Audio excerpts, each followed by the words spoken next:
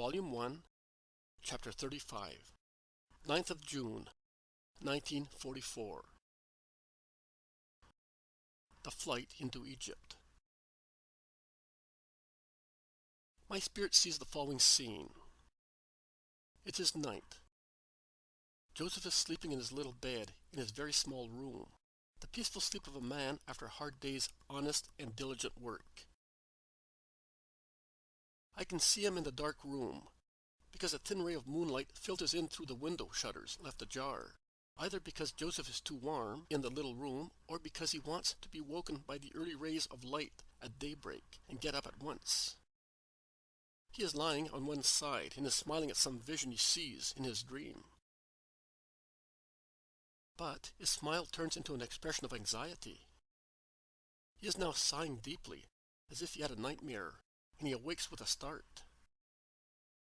He sits up on his bed, rubs his eyes, and looks around. He looks at the little window where the feeble light comes in. It is the dead of night, but he grasps his robe, which is lying at the bottom of the bed, and, still sitting on the bed, he pulls it on over the white short-sleeved tunic which he is wearing next to his skin. He pulls the blanket away, puts his feet on the floor, and looks for his sandals.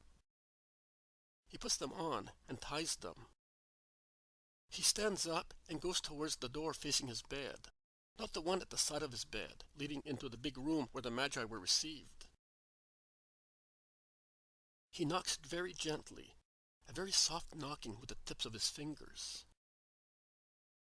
He must have heard a voice asking him to enter, because he opens the door carefully and sets it ajar without making any noise.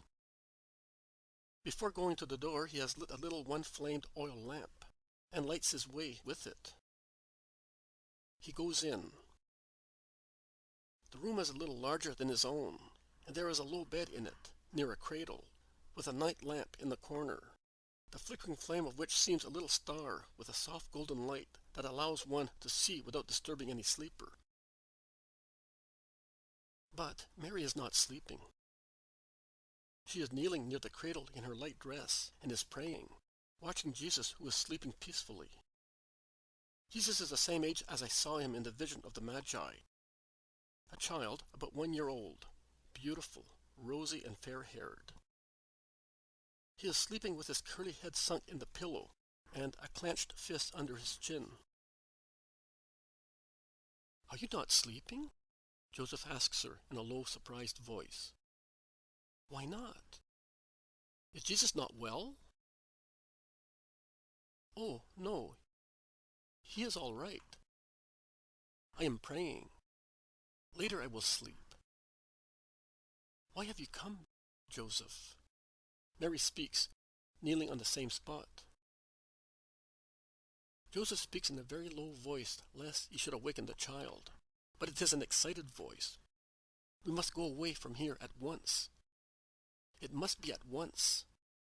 Prepare the coffer and a sack with everything you can put in them. I'll prepare the rest.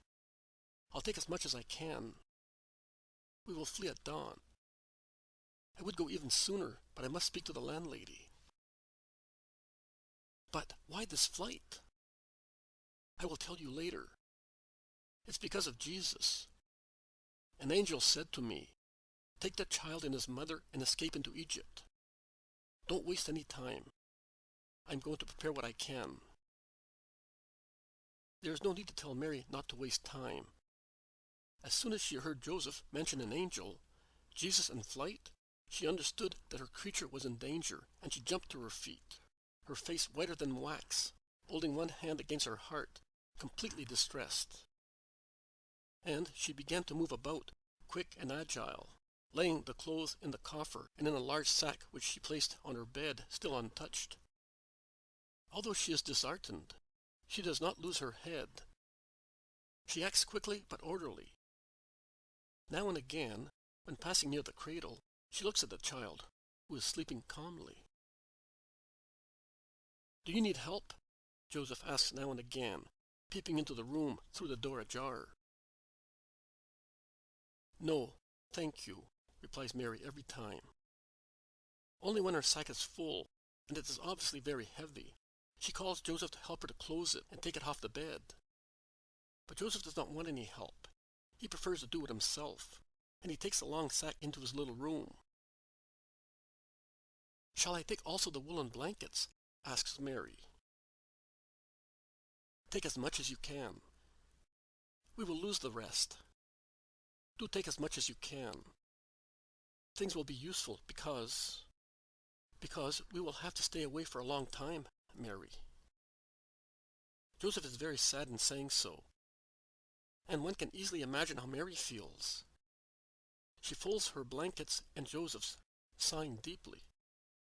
Joseph ties the blankets with a rope, and while doing so, he says, "We will leave the quilts and the mats. Even if I take 3 donkeys, I cannot overload them. We will have a long and uncomfortable journey, partly in the mountains and in the desert. Cover Jesus well. The nights will be cold, both up in the mountains and in the desert. I have taken the gifts of the Magi, because they will be very useful down there. I am going to spend all the money I have to buy 2 donkeys.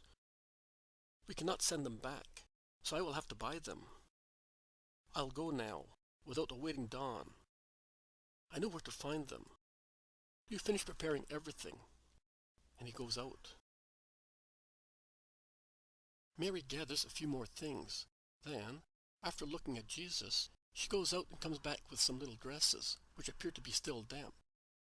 Perhaps they were washed the day before.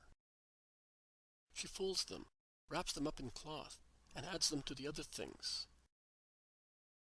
There is nothing else.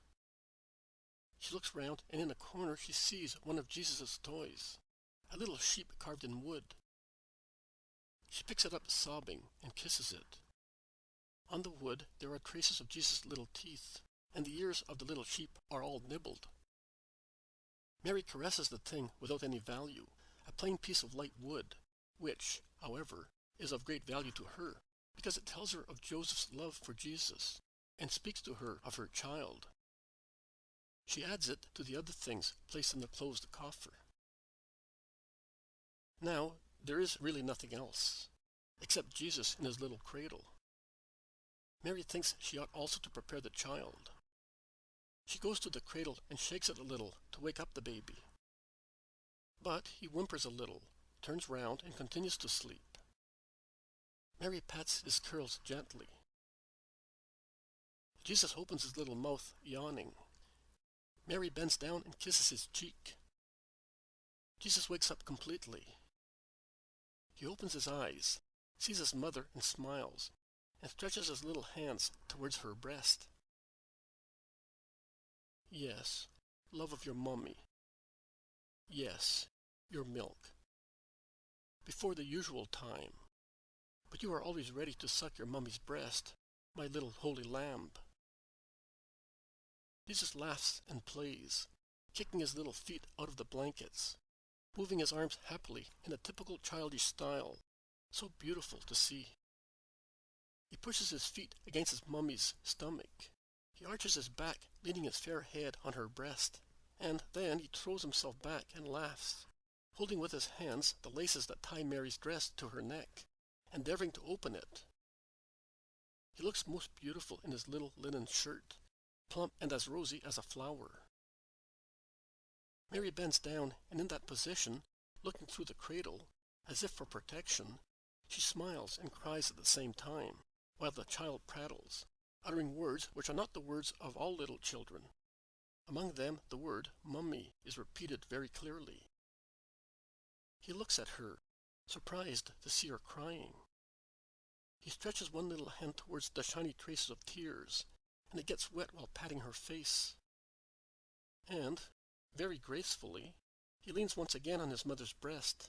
He clings to it and pats it with his hand. Mary kisses his hair, takes him up in her arms, sits down and dresses him. His little woolen dress has now been put on him, and his sandals have been tied on his feet. She nurses him, and Jesus avidly sucks his mother's good milk, and when he feels that only a little is coming from her right breast, he looks for the left one, laughing while doing so, and looking up at his mother. Then he falls asleep again on her breast, his rosy round little cheek resting against her white round breast. Mary rises very slowly and lays him on the quilt on her bed. She covers him with her mantle. She goes back to the cradle and folds its little blankets. She wonders whether she ought to take also the little mattress. It's so small. It can be taken. She puts it together with the pillow near the other things already on the coffer. And she cries over the empty cradle, poor mother, persecuted in her little creature. Joseph comes back. Are you ready? Is Jesus ready? Have you taken his blankets and his little bed? We can't take his cradle, but he must have at least his little mattress. Poor baby, whose death they are seeking. Joseph! Shouts Mary, while she grasps his arm. Yes, Mary, his death. Herod wants him dead. Because he is afraid of him, that filthy beast. Because of his human kingdom, he is afraid of this innocent child.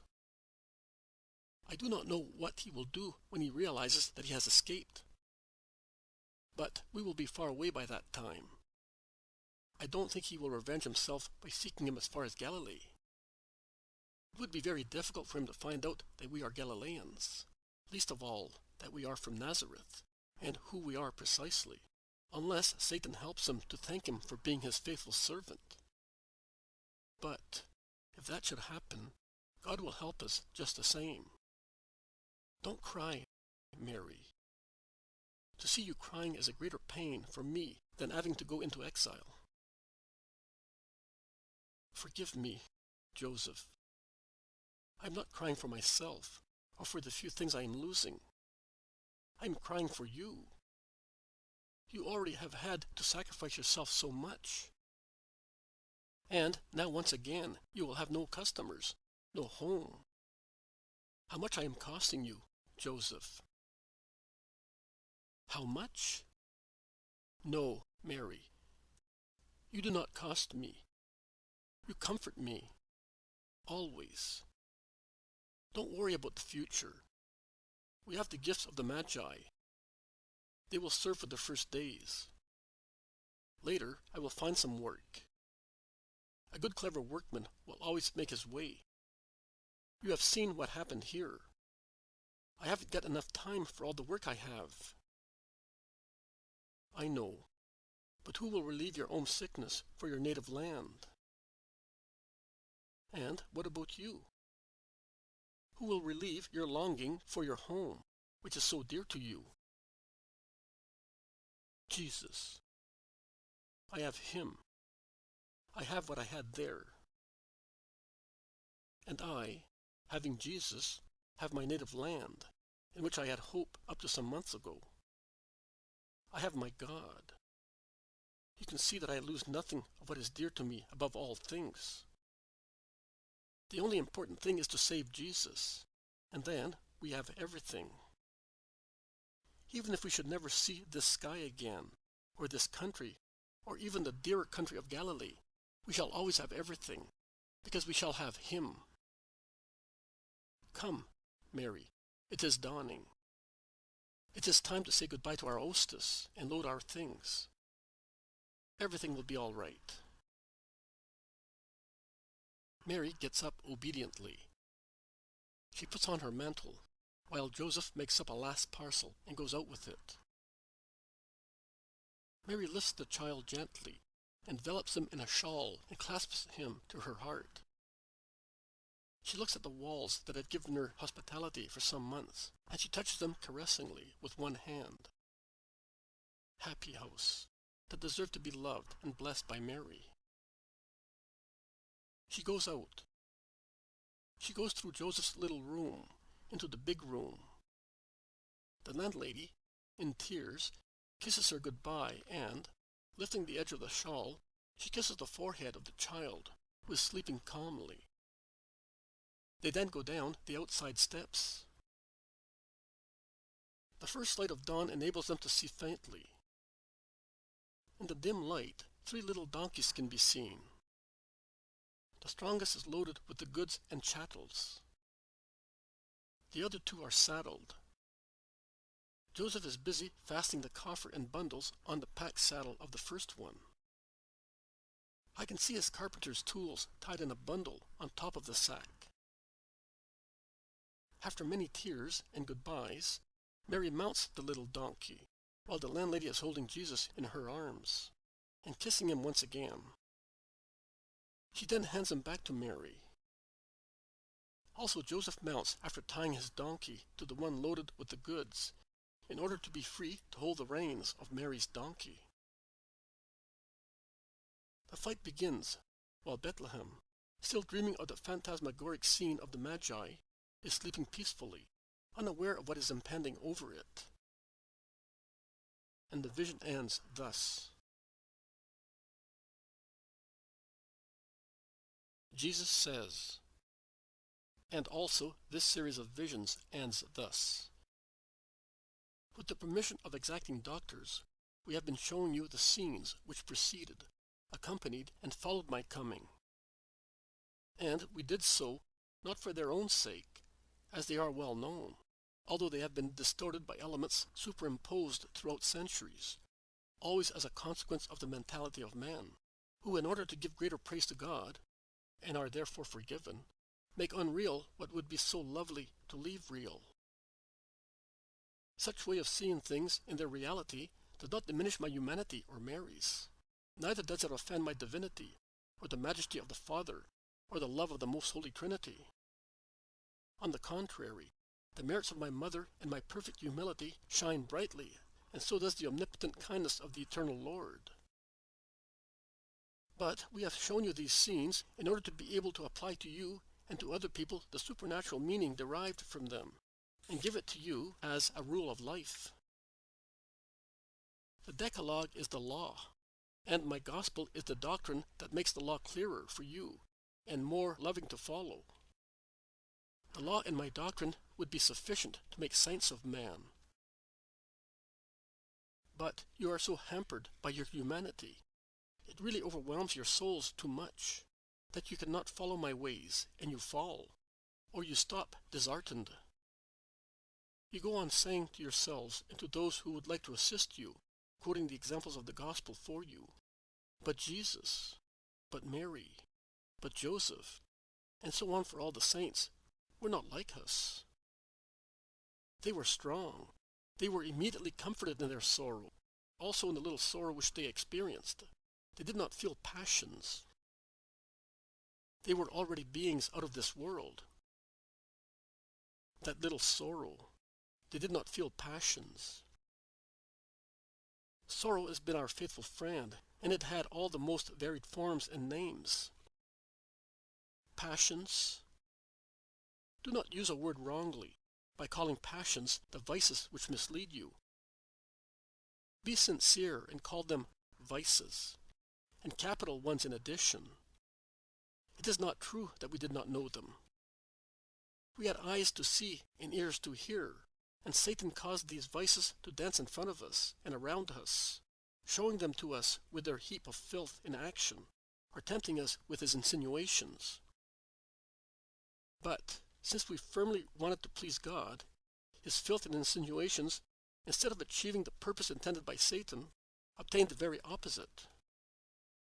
And the more he worked, the more we took shelter in the light of God, disgusted as we were with the muddy darkness which he showed to the eyes of our bodies and of our souls. But we did not ignore in our hearts passions in their philosophical setting. We loved our country, and in our country we loved our little Nazareth above every town in Palestine. We were fond of our house, of our relatives and friends. Why should we not?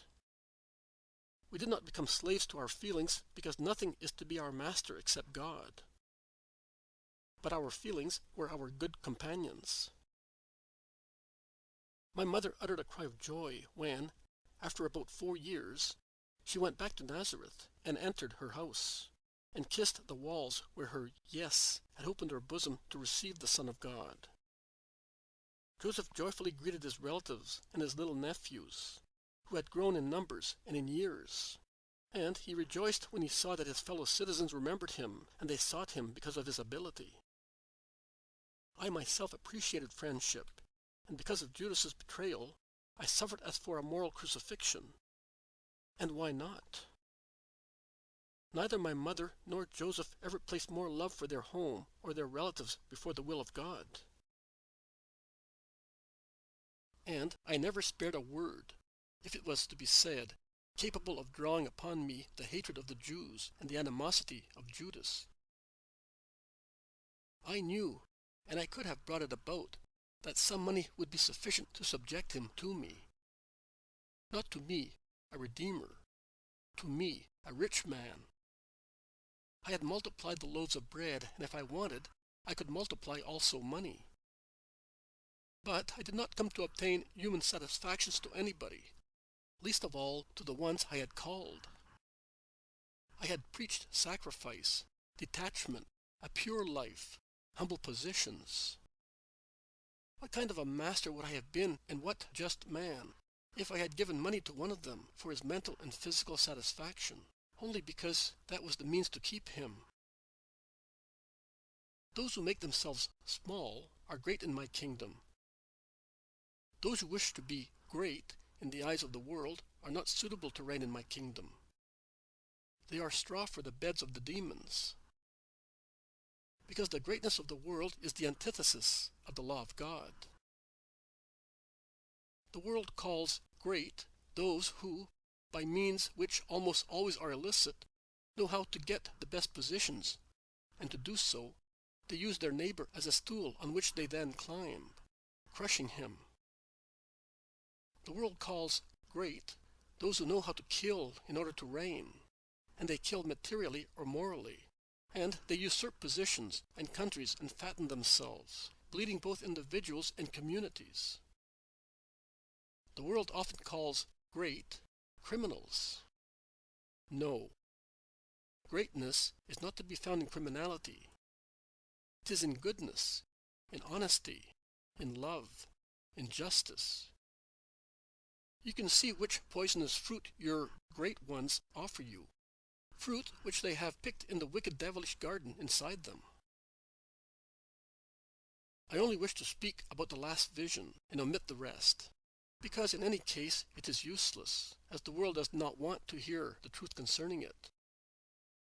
The last vision clarifies a detail quoted twice in the Gospel by Matthew, a sentence which is repeated twice. Get up, take the child and his mother with you, and escape into Egypt. Get up, take the child and his mother with you, and go back to the land of Israel. And you saw that Mary was by herself in her room, with the child.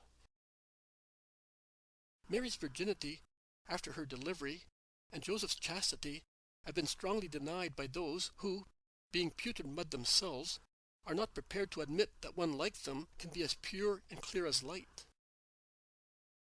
They are wretched people whose souls are so corrupted and their minds so prostituted to the flesh that they are incapable of thinking that one like them can respect a woman, seeing in her not her flesh, but her soul.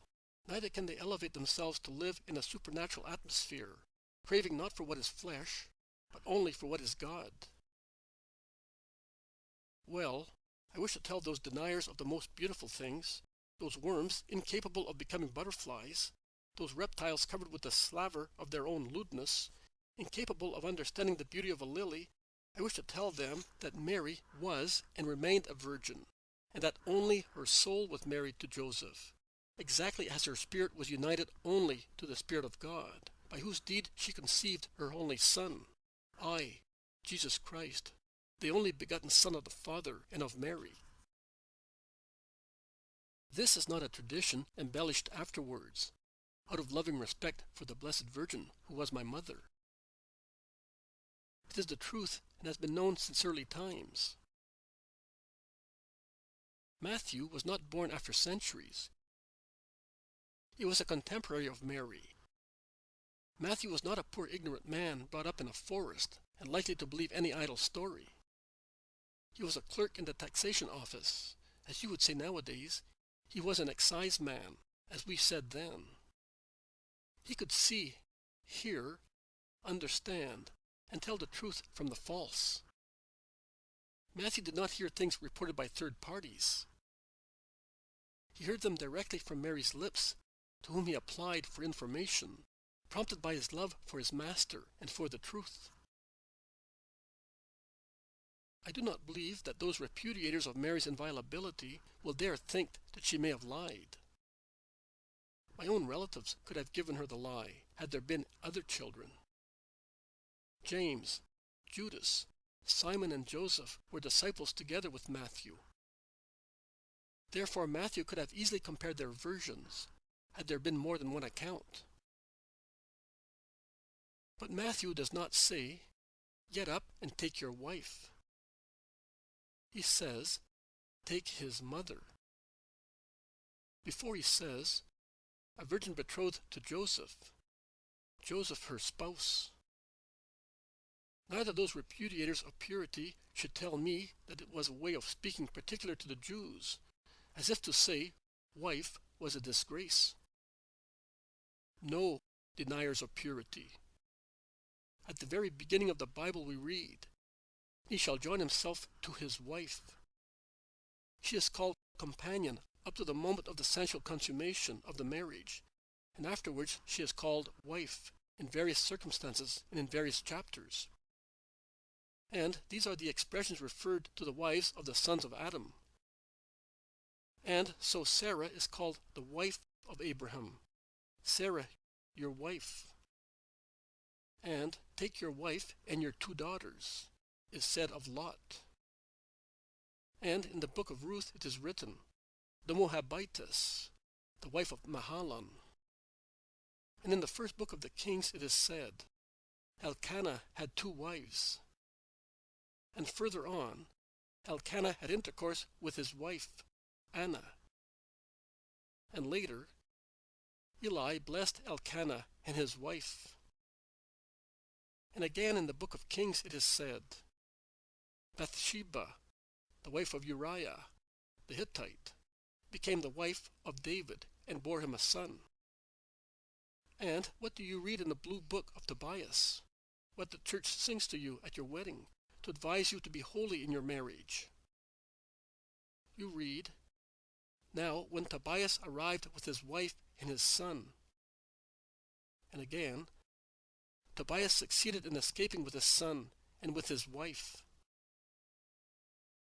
And in the Gospels, that is, in times contemporary with Christ, when therefore they wrote in a modern style of language, as compared to the ancient kind, and therefore no error of transcription can be suspected, it is said and just by Matthew in chapter 22. And the first, after marrying his wife, died and left his wife to his brother. And Mark in chapter 10, the man who divorces his wife. And Luke called Elizabeth the wife of Zacharias for 4 times running. And in the 8th chapter of his gospel he says, Joanna, the wife of Chusa.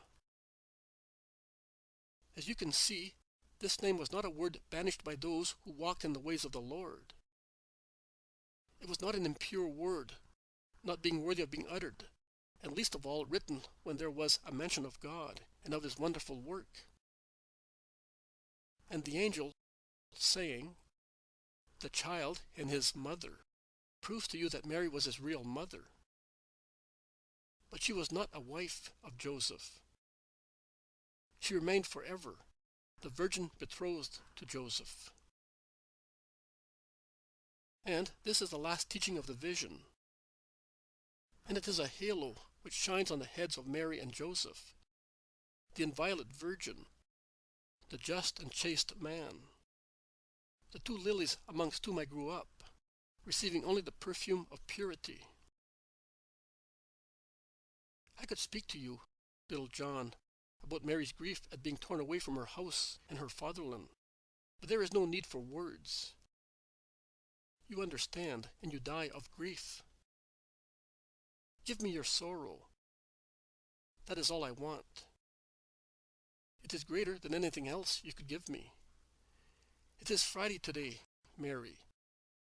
Think of my grief and of my mother's on Golgotha, in order to be able to bear your cross. Our peace and love remain with you.